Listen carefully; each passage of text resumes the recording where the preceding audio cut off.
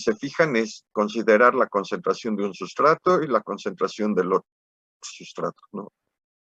No hay mucho más.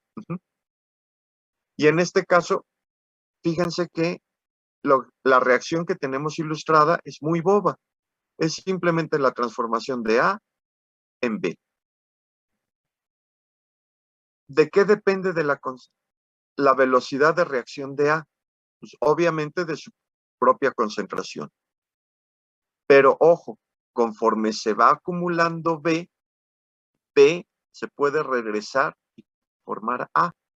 Y entonces dependerá también, ya cuando transcurra la reacción, de la concentración de B. Entonces fíjense que aquí hay un signo menos para la concentración de A, porque estamos viendo con qué velocidad desaparece. Pero B nos está formando A, así que aquí tenemos una contribución positiva, porque en la medida que B se vaya acumulando, B se regresa y forma A. Y viceversa, si yo quisiera ver la velocidad con que se forma el producto B, pues va a depender en forma positiva de cuánto sustrato hay presente, porque A se transforma en B. Pero conforme B se vaya acumulando, B se regresa a regenerar el sustrato A, y entonces tenemos aquí una contribución negativa. ¿Qué va a pasar en el equilibrio? Que las velocidades de reacción, la pendiente que podemos ver aquí, en estas curvas de concentración, pues la pendiente va a ser igual a 0. En el equilibrio, las velocidades de reacción serán igual a 0. Y si nosotros igualamos estas ecuaciones de velocidad con la de equilibrio químico, lo que vamos a tener es, ya no vamos a hacer la derivación completa, pero lo que quiero que vean es que la constante de equilibrio, que estaría dada por la concentración de B al final de la reacción, entre la concentración de A al final de la reacción, es igual al cociente de las constantes de velocidad. Y entonces el cociente de las constantes de velocidad depende de la constante de equilibrio. Pero solo el cociente, no el valor absoluto de las velocidades. Entonces, la constante de equilibrio me puede decir cómo va a ser una velocidad en una dirección con respecto a la velocidad en la otra dirección, pero no me va a poder decir la velocidad exacta de la reacción. Entonces, solo nos da el cociente, la facilidad con que una reacción se lleva en una dirección con respecto a la otra. Y por supuesto, hacia donde esté desplazado la constante de equilibrio, pues también las constantes de velocidad. Pero es lo más que nos puede decir la termodinámica. Lo que sí también es importante que consideremos es un concepto que Inés había mencionado y que denominamos estado estacionario.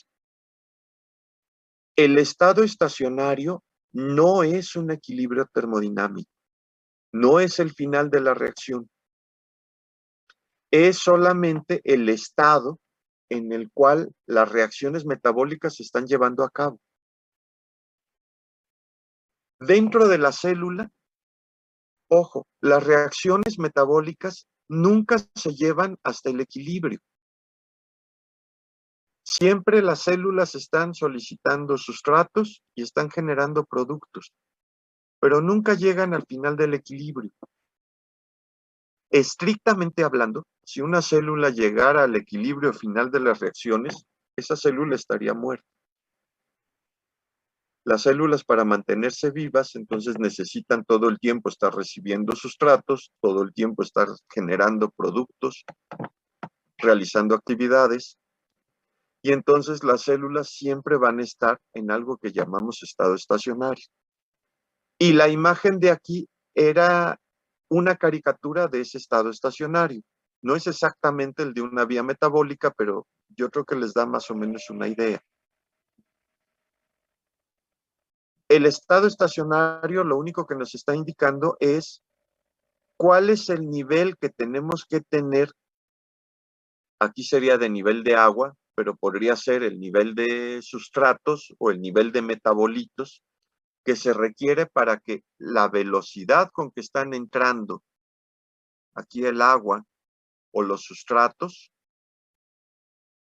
se requiere para que al final lo que entra sea exactamente igual a lo que sale.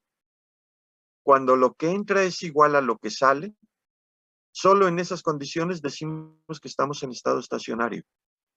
Para que eso pueda ocurrir, tiene que alcanzarse aquí cierto nivel de agua o cierto nivel de metabolitos.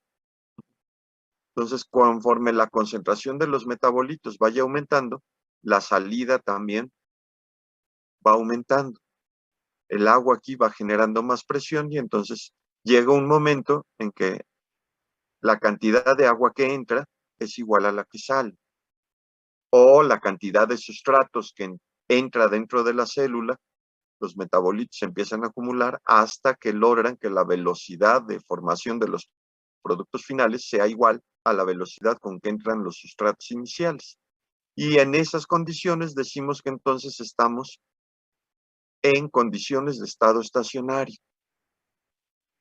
Una célula en condiciones de estado estacionario parecería que se mantiene constante. En realidad, todo el tiempo está tomando sustratos y todo el tiempo está generando productos. Pero la velocidad con que entran los sustratos es exactamente igual a la velocidad con que está formando productos. Cuando eso ocurre, decimos que la célula está en estado estacionario.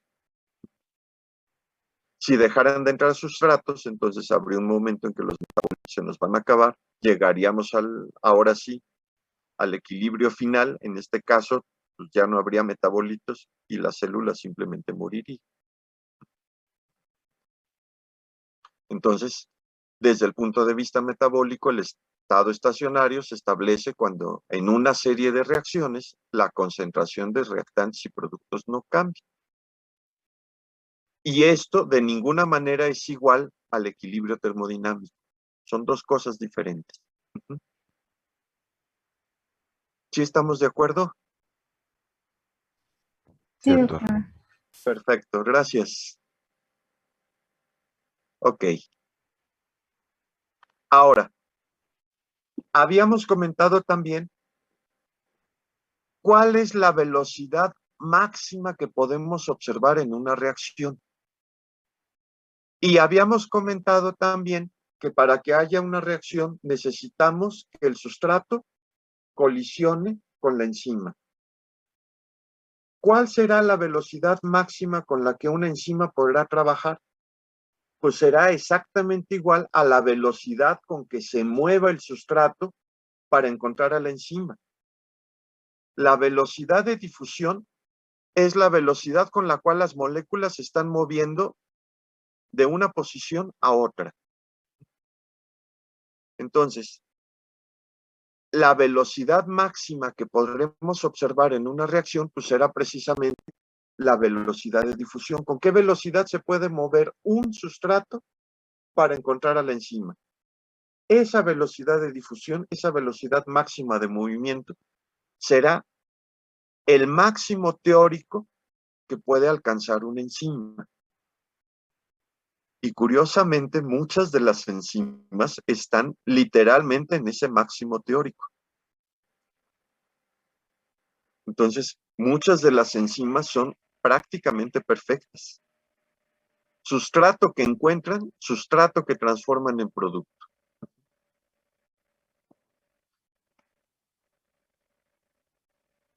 Ahora, va a ocurrir también que en muchas otras enzimas las velocidades de reacción sean más lentas que la velocidad de difusión.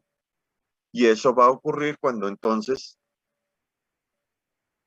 cuando haya un choque entre enzima y sustrato, no necesariamente haya reacción. Y entonces tendrán que esperar a que se mueva y vuelva a chocar hasta que finalmente haya reacción. Pero ciertamente hay una colección de enzimas que están prácticamente en la velocidad máxima. Ok. Ahora, las enzimas, muchas de ellas requieren lo que llamamos un cofactor. De tal manera que entonces las enzimas para estar completas requieren de la cadena polipeptídica más el cofactor. Cuando nosotros tenemos cofactor más la cadena polipeptídica, la porción proteica de la enzima, entonces decimos que tenemos la enzima completa. Y le llamamos simplemente holoenzima. Entonces, holo significa completo. Entonces, es simplemente una forma elegante de decir que tenemos la enzima completa. Y la enzima sin su cofactor le llamamos apoenzima. Quiere decir que es la enzima incompleta. Este cofactor a veces le llamamos grupo prostético o coenzima. Si es una molécula orgánica, le llamamos grupo prostético, coenzima. Si es un mineral, un catión, por ejemplo, le llamamos grupo prostético. Doctor, ¿lo puede repetir, por favor? Sí, queda claro que la suma de cofactor más apoenzima es la holoenzima, ¿no? Sí, doctor. Este cofactor puede ser orgánico o inorgánico. Si es orgánico, entonces le llamamos coenzima. Si es inorgánico, normalmente es un catión mineral para fines prácticos, y entonces le llamamos grupo prostético. ¿Qué cofactores podemos encontrar en las enzimas? Pues aquí hay algunos ejemplos. Entonces, algunas enzimas requieren cobre como cofactor, otros requieren fierro, algunas requieren potasio, hay otras que requieren magnesio, manganeso, algunas poquitas requieren molibdeno, otras requieren zinc, selenio, níquel. Simplemente son ejemplos. Y aquí están puestos ejemplos de esas enzimas. Otras, decíamos, requieren cofactores orgánicos y entonces les llamamos coenzimas. Y la mayor parte de las coenzimas, aunque no todas, son derivados de vitaminas. Entonces, muchas de las vitaminas que nosotros necesitamos son cofactores de enzimas. De hecho, esa sería una de las funciones comunes que tienen casi todas las vitaminas, formar coenzimas. Entonces, tenemos la coenzima A, por ejemplo, o la biocitina, o el lipoato, o el nicotinamina de nindinucleótido, etcétera, ¿no? Y cada uno de ellos va a participar en un tipo de reacción diferente. ¿Cómo cuántas enzimas diferentes necesitamos nosotros para que una de nuestras células realice sus funciones? ¿Qué número se les ocurre? Por decir un número. ¿Miles? ¿Unos 1000? La verdad es que requerimos varios miles. Un mapa de las vías metabólicas, resumido, es como el que les muestro aquí. Entonces, obviamente no vamos a ver todas y cada una de las enzimas que participan en el metabolismo celular. La verdad es que no acabamos. Y solo vamos a ver la parte central que está aquí sombreadita. La primera parte se refiere a la glucólisis, que sería la transformación de la glucosa hasta piruvato. Después la formación de acetilcoenzima A, que es un intermediario de muchas vías metabólicas y que alimenta a una serie de reacciones que le llamamos ciclo de Krebs. El ciclo de Krebs, a su vez, su producto principal es NADH y ese NADH va a alimentar a otra vía metabólica que le llamamos cadena respiratoria. Esas 3 vías metabólicas sí las vamos a ver con mucho detalle. Las vamos a tratar de entender. Y una vez que entendamos estas 3 vías metabólicas, la verdad es que todo lo demás es relativamente fácil. Porque la célula es muy lógica. Y una vez que ustedes entiendan la regulación de una vía metabólica, automáticamente van a entender la relación de cualquier otra vía metabólica, porque son las mismas reglas. Lo único que nos van a cambiar son las enzimas específicas que van a participar. Pero vamos a tener siempre una enzima reguladora, vamos a tener un sustrato inicial, metabolitos intermedios y producto final. Y los mecanismos de regulación son los mismos en todos. Es más, los metabolitos que regulan una vía catabólica o de degradación son los mismos en todas las vías catabólicas. Y viceversa, si hay alguna vía de síntesis, los metabolitos que regulan alguna de las reacciones de síntesis, pues son los mismos que regulan las reacciones de síntesis en todas las otras vías. Entonces, hay conceptos muy, muy generales. Dentro de las reacciones que catalizan las enzimas, nosotros podemos distinguir 6 tipos principales. De hecho, hay una clasificación internacional de las enzimas y decimos que entonces cada una de estas clases corresponde a un tipo de reacción diferente. Entonces, por ejemplo, la clase número 1 les llamamos simplemente óxido reductasas. Catalizan, por supuesto, reacciones de óxido-reducción, transferencia de electrones. Y dentro de la célula, la transferencia de electrones suele ser en forma de átomos de hidrógeno, o cuando mucho de hidruros. Es decir, un hidruro sería un protón con 2 electrones, un hidrógeno con carga negativa. Pero lo usual es simplemente un hidrógeno, un núcleo que sería el protón y un electrón. Si transferimos hidrógenos entonces de una molécula a otra o le quitamos hidrógenos a una molécula, estamos haciendo reacciones de óxido-reducción.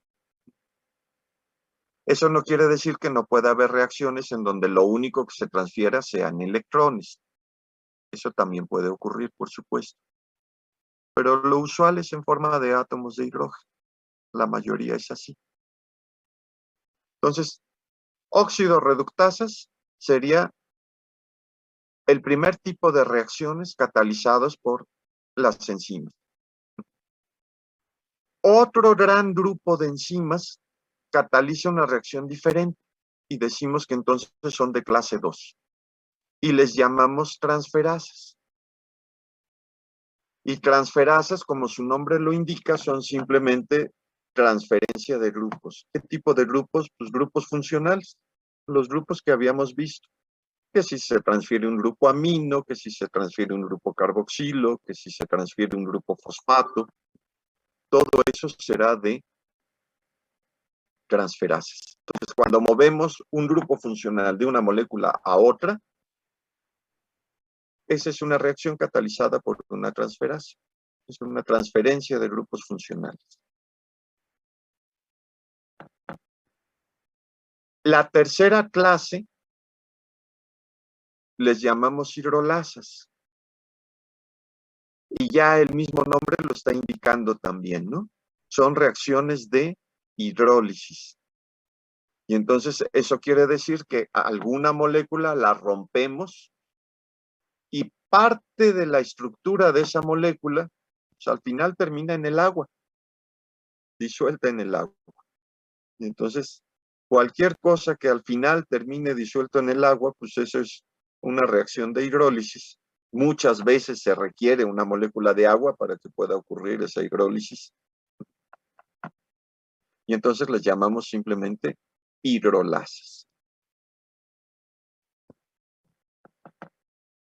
La clase número 4 les llamamos liasas.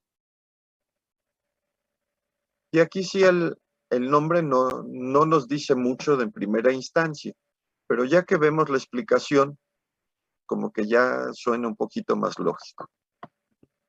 Son reacciones de adición a dobles enlaces. Si nosotros añadimos átomos a un doble enlace o le quitamos grupos funcionales para formar un doble enlace, estamos hablando de liasas. Ojo, la única condición en donde se puede formar un doble enlace, pero que no corresponda a liasas, es cuando una óxido reductasa lo que quita son dos hidrógenos. Si lo que quita son dos hidrógenos, entonces es óxido reductasa. Pero si en esa formación de doble enlace aparece otra cosa diferente, un grupo alcohol, por ejemplo, entonces sí estamos hablando de una liasa. Doctor, ¿puede repetir esa excepción, por favor? Sí, cuando lo que quitamos son hidrógenos, entonces es como si estuviéramos quitando electrones. Y en ese caso no hablamos de liasas, sino hablamos de óxido reductasas. Entonces, si lo que quitamos a una molécula para formar un doble enlace son hidrógenos, entonces esa no pasa como liasa, es óxido reductasa. Todo lo demás sí es liasa. ¿Sí quedó claro ahora sí? Sí, gracias. Perfecto. Ok. Isomerasas, ¿a qué le suena? Sería la clase 5. Pero son disómeros, ¿no? Ajá. Es transformar una molécula de un isómero a otro. ¿Y qué quiere decir eso? Mover de posición algún grupo funcional o a veces simplemente un átomo. Cambiarle la orientación. Transformar, por ejemplo, un L-aminoácido en un D-aminoácido. Eso sería una isomerasa. Cualquier rearreglo de los átomos o grupos funcionales dentro de una misma molécula, eso es una isomerasa.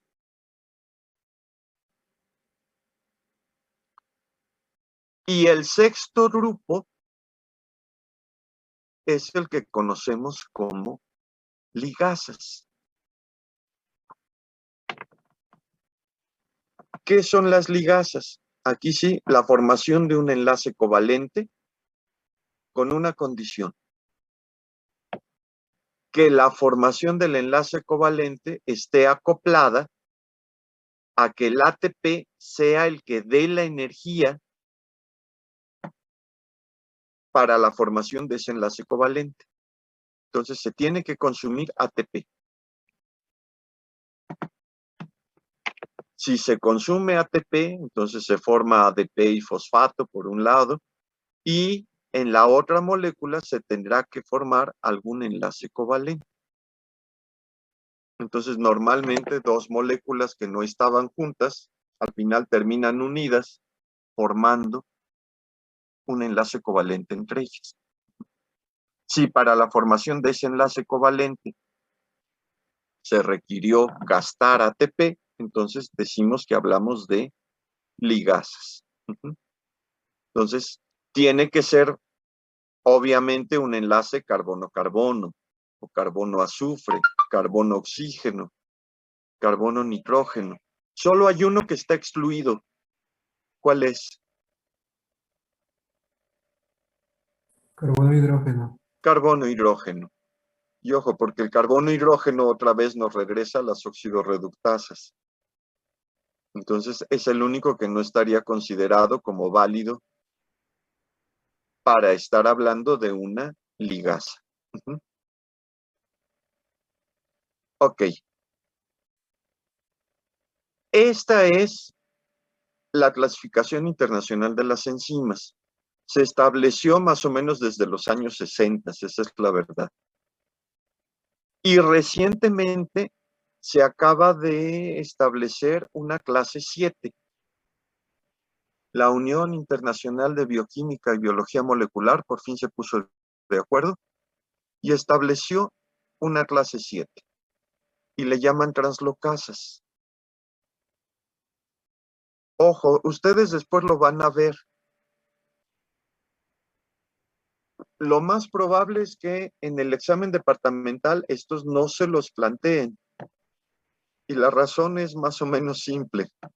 Se pusieron de acuerdo hace relativamente poquito tiempo, en el 2018. Y la mayoría de los libros que ustedes están estudiando, pues se hicieron antes del 2018. Así que prácticamente ningún libro de texto habla sobre la clase 7.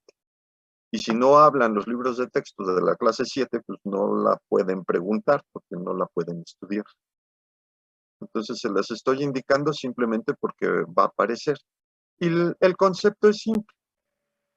Son proteínas o enzimas que ayudan al movimiento de otra molécula a través de la membrana. Entonces, ese sería un tipo especial de reacción. En realidad, para fines prácticos, son las reacciones que hacen los transportadores.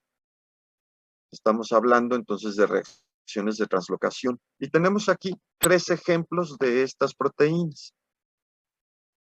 Por ejemplo, una proteína que se llama fosfato translocasa. ¿Qué es lo que hace? Tomar un fosfato de un lado de la membrana y moverlo al otro lado. Eso, por ejemplo, es importante para las mitocondrias, que se dedican a la síntesis de ATP. Entonces, toman fosfato del citosol y lo llevan a la mitocondria. Toman también del citosol ADP y lo intercambian, de hecho, por ATP. Esta también es una translocación. Esta sería también una enzima de clase 7. Y la ATP sintasa, para fines prácticos, también está haciendo una translocación. Todavía no lo vemos ahorita, pero esto es una enzima que es capaz de tomar protones, permitir que pasen a través de ella. Eso lo vamos a ver cuando veamos cadena respiratoria.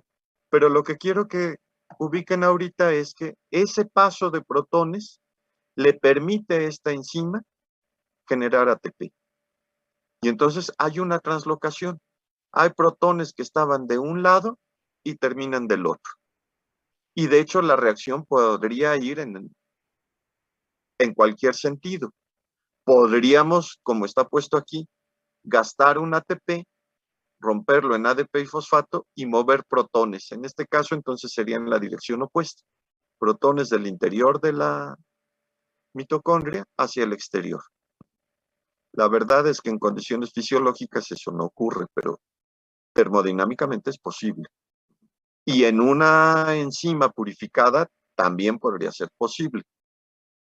Dentro de la célula, la verdad es que ella tiene mecanismos para que eso no ocurra. Y eso lo vamos a ver después. El caso es que si tenemos nosotros movimiento de moléculas a través de la membrana, eso serían la clase 7, a la que llamamos translocasas. Prácticamente todos los transportadores quedarían entonces en esta categoría. Entonces, la verdad es que es una categoría relativamente simple. Hasta aquí vamos bien. Doctor. Perfecto. Ok, ahora yo les voy a mostrar ejemplos de reacciones ya específicas y ustedes me van a decir qué tipo de reacciones. Entonces, por ejemplo, la lactato deshidrogenasa, ¿qué es lo que hace? Toma una molécula de piruvato, una de NADH y lo transforma en lactato. Quiero que me digan qué le ocurre primero al NADH. ¿Se rompe? Pierde un hidrógeno. Pierde hidrógenos. Ajá. Sería De hecho, óxido de reductasa. bien, ¿quién lo dijo? Yo, Isaac. Isaac, perfecto. Sí, es una óxido reductasa. Ajá. Porque le está dando hidrógenos y electrones al piruvato. ¿quién lo está recibiendo? Este carbonilo de aquí, el que estoy señalando. El carbonilo recibe un hidrógeno y se convierte en alcohol. Y el otro hidrógeno, porque el NADH dona 2 electrones, el otro hidrógeno con el electrón aparece aquí en el carbón. La reacción podría caminar en el sentido opuesto también. El lactato se podría oxidar y generar piruvato. En ese caso, 2 hidrógenos serían los que se removerían. El NADH los recibiría, uno de ellos junto con 2 electrones, y formaría NADH. Entonces, ¿cuál es la manera más simple de identificar una óxido reductasa? Pues es más fácil por la coenzima. NAD y NADH solo participan en reacciones de óxido-reducción. Entonces, si ustedes les muestran una reacción en donde ven que participa NAD o NADH, ya, sin lugar a dudas, ustedes saben, esta es una óxido-reductasa. NAD, de hecho, significa nicotina adenindinucleótido y en este caso, NADH es un donador de electrones y NAD con carga positiva sería un aceptor de electrones. Esta otra reacción. Disculpe, doctor. Sí. Ah. Te escucho. En la anterior, si fuera de lactato al piruvato, entonces sería una liasa porque se añadió un doble enlace, ¿no? No, pero el doble enlace tiene que ser entre carbono y carbono, no con el oxígeno. No, en cualquiera de las dos direcciones es una óxido-reductasa. En la dirección que está puesto de piruvato a lactato es una reacción de reducción, porque el lactato es el que se reduce. En la dirección opuesta, el lactato se oxida, entonces decimos que es una oxidación. Nada más que, ojo, siempre que uno se oxida, alguien más se reduce. Se oxida el lactato, se reduce el NAD. El piruvato, en esta dirección, si se transforma en lactato, el piruvato se reduce, pero el NADH se oxida, se convierte en NAD. Entonces, por eso siempre decimos que son reacciones de óxido-reducción. Es decir, alguien se oxida, alguien se reduce, forzosamente, al mismo tiempo, de manera paralela. ¿Sí vamos bien? Sí, gracias. Ok, perfecto, gracias. ¿Qué tipo de reacciones? Igual, óxido-reducción. Igual, es una óxido-reductasa también. Ya el hecho de ver el NAD que se transforma en NADH ya nos dio la pauta. Pero lo podemos ver aquí también. El OH pierde su hidrógeno, lo obligamos a formar un doble enlace y obliga al carbono a perder también el otro hidrógeno. Entonces el malato pierde 2 hidrógenos que al final recibe el NAD para formar NADH. Entonces malato termina convertido en oxaloacetato. El malato se oxidó.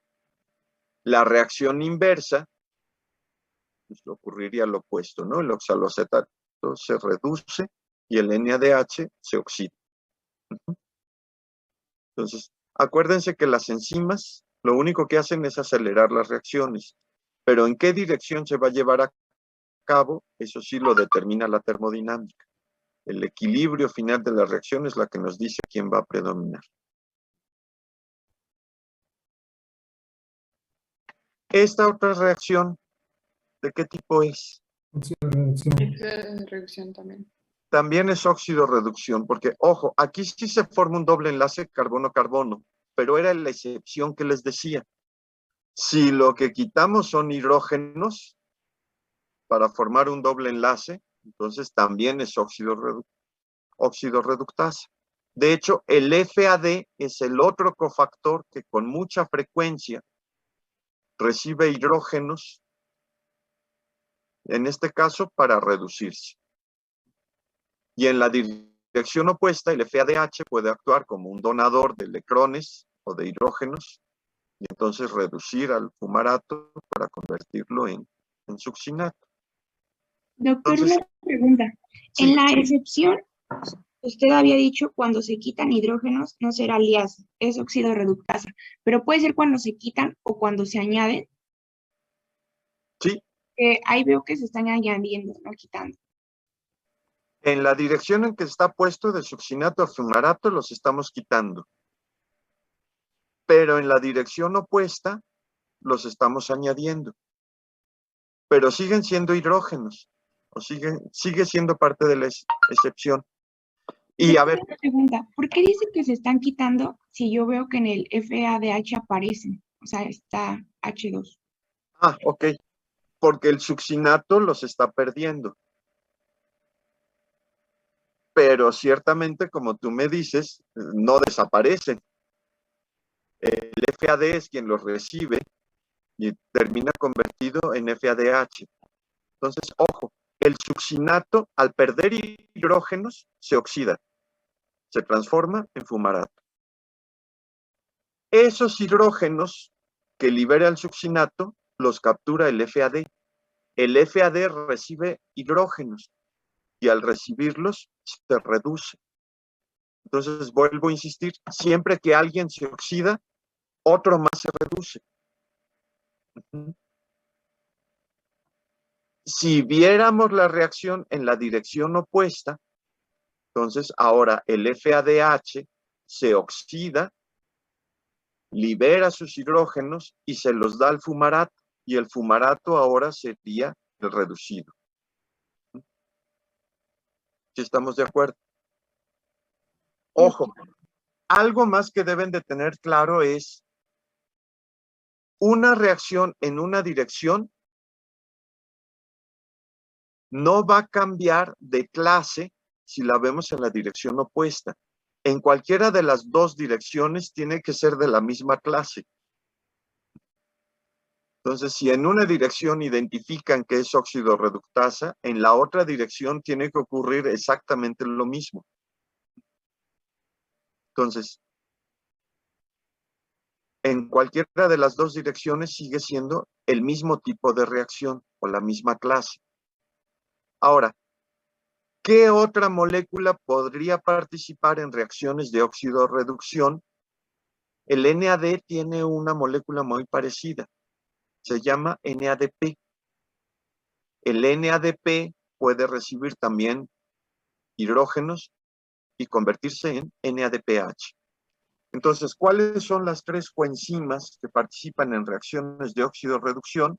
Serían NAD para formar NADH, NADP para formar NADPH y FAD para formar FADH. Si ustedes ven cualquiera de estas tres coenzimas, estamos hablando de reacciones de óxido-reducción. Vamos bien hasta aquí. ¿Puede repetirlo? Tú me ayudas. ¿Cuáles son? ¿En cuál te quedaste? Habíamos dicho que era de NAD a NADH, FAD a FADH y la otra. NADP tendría aquí un NAD y una P de un fosfato. Es la misma molécula, solo que con un grupo fosfato. ¿Y en qué se convierte? En NADPH. Vlad, ¿querías decir algo? Sí, iba a preguntar, ¿por qué cuando en la otra reacción no, no podría ser una liasa? Porque, bueno, hay un doble enlace con el carbono, pero esa parte no la entendí muy bien. Sí, podrían irse con la finta de que es una liasa, porque se está formando un doble enlace. Pero lo que le estamos quitando solo son hidrógenos. Y dijimos que en las reacciones en donde se añaden o se pierden hidrógenos, esas son reacciones de óxido-reducción. Y entonces encaja perfectamente en la excepción que les dije. Esta no la consideramos una liasa, sino la consideramos una reacción de óxido-reducción. Y entonces es una óxido-reductasa. Entonces, mm, estas van a ser como que consideradas a la hora de quitar o agregar, bueno, quitar, mejor dicho, hidrógenos, porque es de óxido de reducción, ¿no? Sí, exacto. Y le damos prioridad entonces a esa modalidad. Entonces la consideramos como óxido reductasa. Ok. Sí, gracias. ¿Sí? ¿De qué? Y esta otra es una enzima que se llama exocinasa. De hecho, la vamos a estudiar porque es una reacción de la glucólisis. ¿Ligasa? Es una ligasa porque utiliza ATP, ¿no? Sí.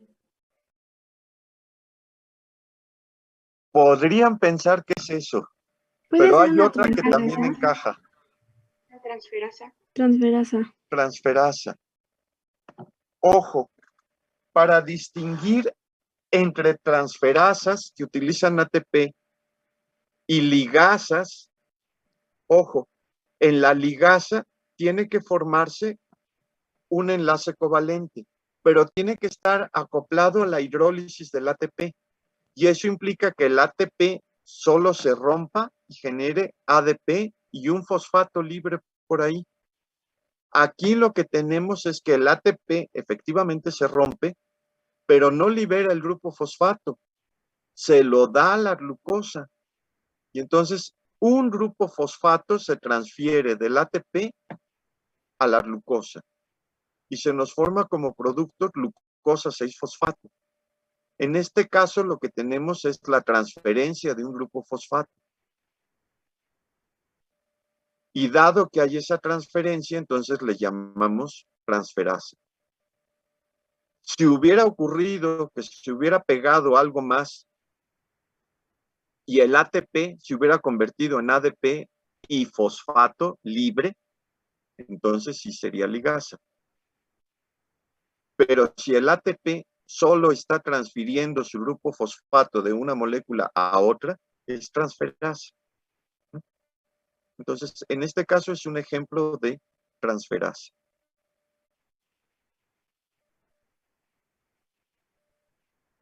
¿Sí estamos de acuerdo? No, a mí la verdad no me quedó muy claro.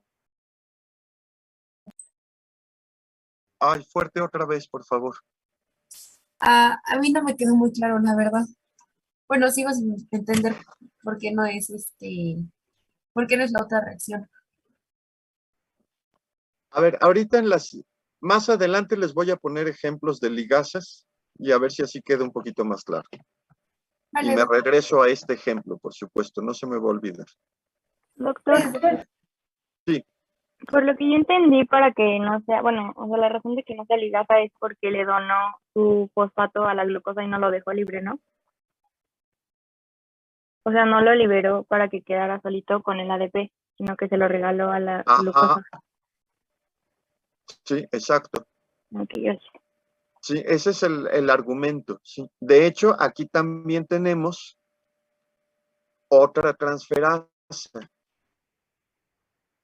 Perdón, ibas a participar, ¿verdad? ¿Por qué es Sí, una justamente. transferasa? Bueno, en este caso, se puede ver como en orden, Rodrigo.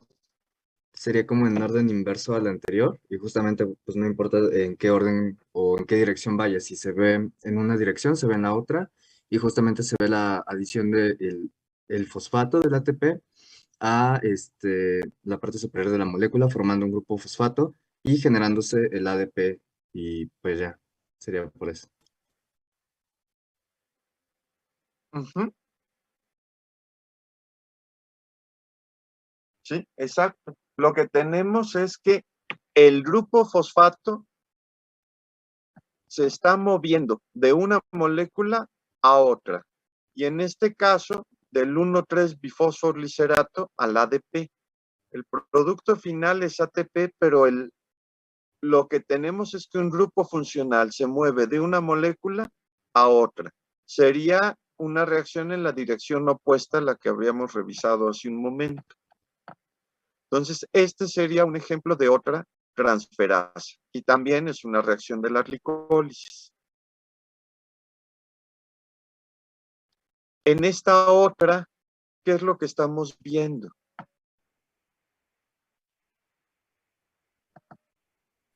Cambió el oxígeno por ¿Qué el me pueden decir? amino. Un grupo amino, ajá, es una aminotransferasa también. Un grupo amino se mueve de esta molécula que está en color negro a la molécula que está en color azul. Pueden ver que ahora el amino queda en la molécula azul. Y finalmente en la molécula azul, ahora termina en la molécula de color negro. Entonces el grupo amino se mueve de posición y se intercambia por un grupo carbonilo. Este tipo de reacciones son muy frecuentes en el metabolismo de aminoácidos. Y muchas aminotransferasas las estudiamos como enzimas de escape. Esas después las vamos a ver.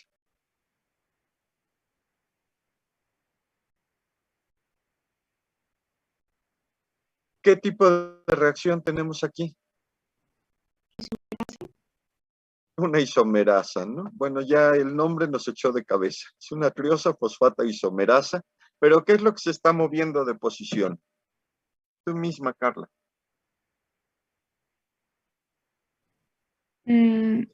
Pues el doble enlace, ¿no? ¿De quién?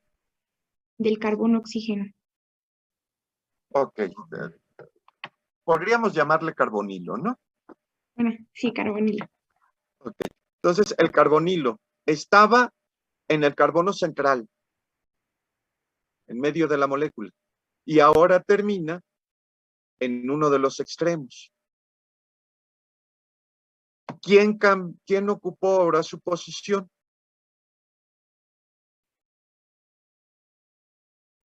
¿Qué le pasa al grupo alcohol?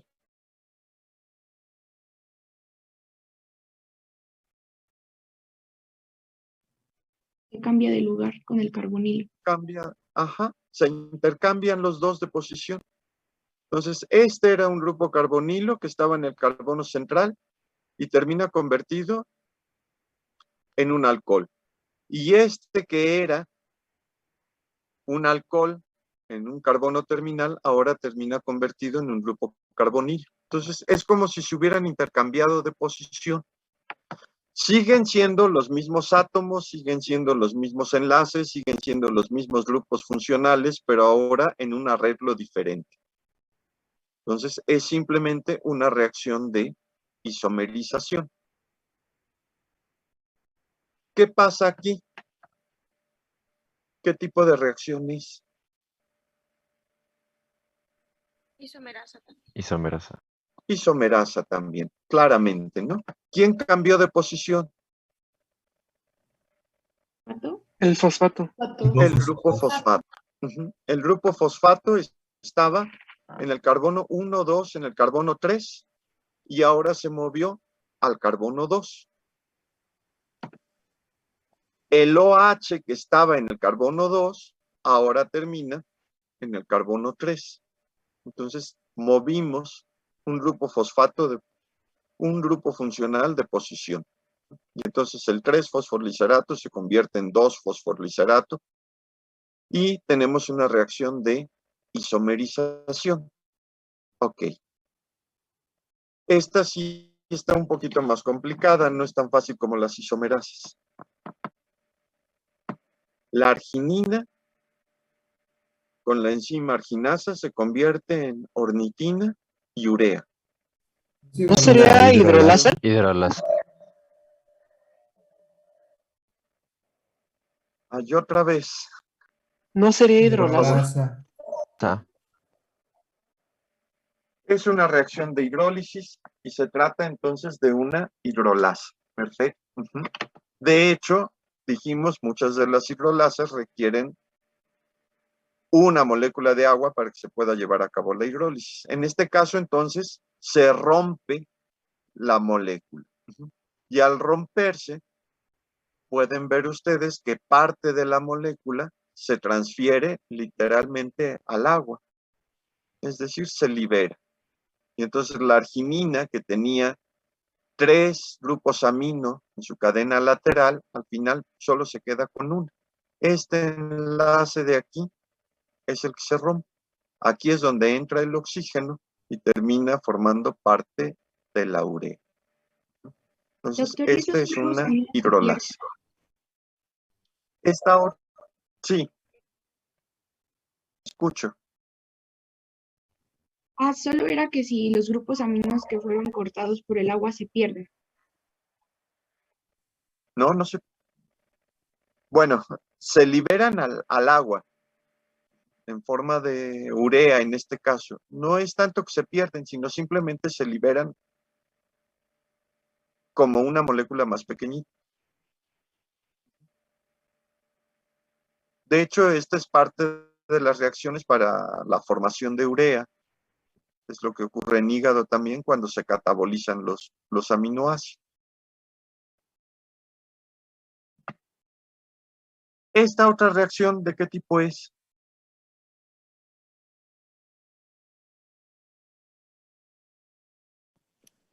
Hidrolasa. Hidrolasa también, porque lo que tenemos es la ruptura de una molécula más grande en 2 porciones. Aquí no se gasta una molécula de agua, pero de todas maneras podemos considerar que una parte de esta molécula que es más grande se libera al agua. Entonces al final tenemos 2 porciones, cuando originalmente era una sola molécula. Entonces esta es una hidrolasa. Y esta de acá, Doc, También, ¿no? También. ¿le puedo hacer una pregunta? sí, Entonces, no siempre va a ser necesario usar agua. no siempre, Ok, exacto. ok. Pero entonces se le llama hidrolasa porque va a liberar. Bueno, algo se va a ir al agua. Ajá, exacto. Ok, gracias. De hecho, esta que les estoy mostrando ahora no es hidrolasa. ¿Por qué? Consume una molécula de agua, eso es cierto. Porque no se va a disolver en el agua. Ojo, no se rompió algo y se liberó. Entonces sería óxido reductasa, ¿no? No, porque no fueron hidrógenos solitos. ¿Una ligasa? Ligasa. Ajá.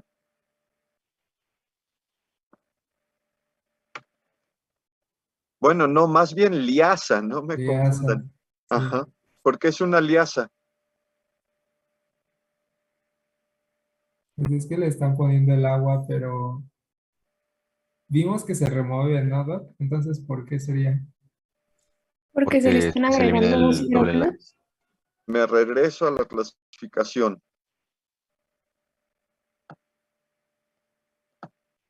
¿Qué es una liasa?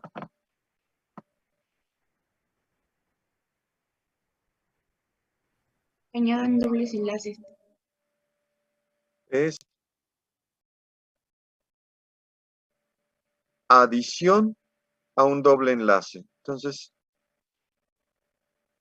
Rodrigo, tú me explicas. Ay, ya me pasé. Es esta. Pues sí, justamente se va a añadir un doble enlace. Habíamos dicho que tenía que ser justamente entre carbonos y se puede ver que en el fumarato es donde se está formando este doble enlace y pues aunque sea como en sentido contrario a la reacción o como, pues sí, algo así, pues no importa ese orden. Simplemente si vemos que se está formando ese doble enlace en cualquier dirección, pues ya directamente podemos atribuirle estas propiedades. Entonces, ojo, participa un doble enlace. Y no se quitaron 2 hidrógenos solitos, se añadió un OH. Así que en este caso sí tenemos la adición de un grupo funcional diferente. Y cuando dijimos que se rompían dobles ligaduras para añadir un grupo funcional, entonces dijimos que se trataba de una liasa. En este caso se estaría rompiendo el doble enlace, pero si el malato se convirtiera en fumarato, estaríamos formando un doble enlace a partir de quitar un grupo funcional, en este caso el OH. Entonces se trata de una liasa. No quedó en la excepción que habíamos visto, no participó FAD para formar FADH. Así que aquí no hay ninguna reacción de óxido-reducción, solamente la adición a un doble enlace. Y entonces se trata de una liasa. Y esta otra de acá, citrulina reacciona con aspartato y se forma una molécula más grande, arginino succinado. Ligasa. Ligasa. Ligasa. Ligasa, ¿por qué? Porque consume ATP y aparte une a dos moléculas. Ajá. Entonces, ojo, el ATP se rompe. De hecho, se rompe de una manera especial. No se rompió como ADP y fosfato. Liberó de un golpe dos grupos fosfato y se generó AMP. Pero entonces el ATP participa en la reacción solo para dar energía, nada más. No transfiere ningún grupo funcional. Solo se rompe y da energía para formar un enlace covalente. Un enlace covalente entre este carbono que estoy yo poniendo aquí y este amino que ahora estoy señalando. Y ahora nos queda este enlace covalente. Carbono, nitrógeno. Entonces, con este nuevo enlace covalente y la energía del ATP, entonces podemos concluir que se trata de una ligasa. Aquí el ATP solo se consumió, se rompió y dio energía.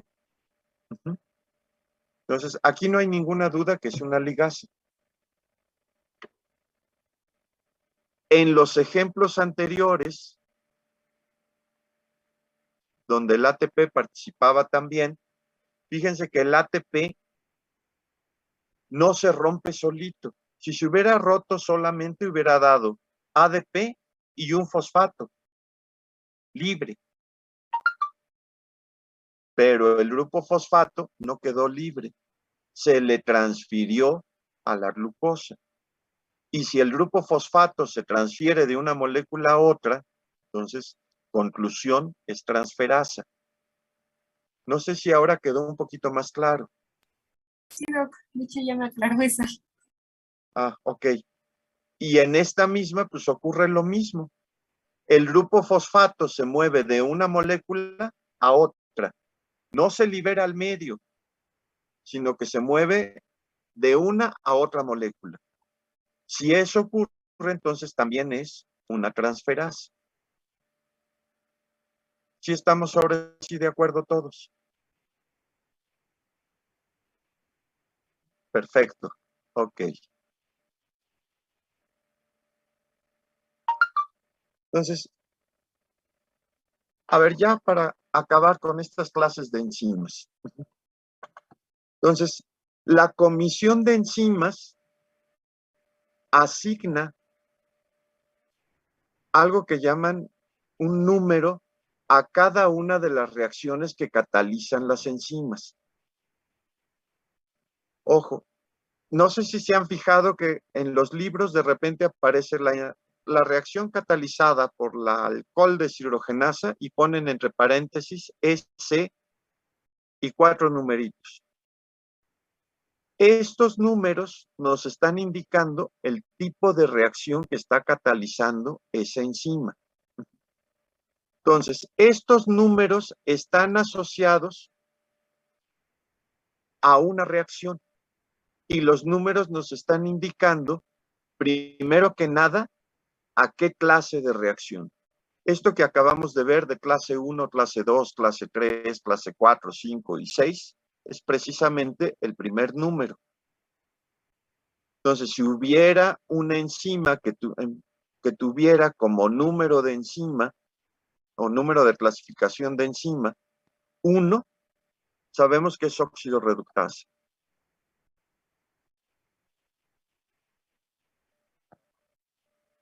Y así sucesivamente, por el tipo de clase, sabríamos cuál es. Si fuera un 6, pues sería una ligasa, que es lo que acabamos de ver. Entonces, el segundo número ya nos está indicando un poquito más. Entonces, por ejemplo, el segundo número en el caso de las óxido-reductasas nos está indicando que son reacciones en donde participa un grupo alcohol. El tercer número les dice qué tipo de aceptor está utilizando. En este caso les dice que puede utilizar NAD o NADP. Y el cuarto número les dice es específicamente NAD y actúa sobre un alcohol primario. Entonces, la alcohol deshidrogenasa, por ejemplo, tiene como número de enzima el 1.1.1.1. Entonces, su grupo, por ejemplo, que es el 1111, pues resultaría que estaría más asociado a esta enzima por los numeritos de clasificación. Entonces, cada reacción va a tener un número específico diferente y ese número nos va a dar información sobre el tipo de reacción que está catalizando. ¿Dónde podemos encontrar más información? Pues básicamente en la página de la Unión Internacional de Bioquímica y Biología Molecular. Ahí están las tablas completas con todos los números de reacciones y cuál es la enzima que cataliza. Entonces, si ustedes quisieran buscar más, solamente tendrían que poner en el buscador el nombre de la Unión Internacional de Bioquímica y Biología Molecular. Tienen su página y ahí encuentran información. En realidad, para los exámenes y para el curso no necesitan mucho más. Simplemente saber que estos numeritos significan el tipo de reacción que está catalizando. Ok, hasta aquí vamos bien, ¿verdad? Sí, doctor. ¿Hacemos un receso de 10 minutos? Sí, por favor. Por favor, doctor. Sí.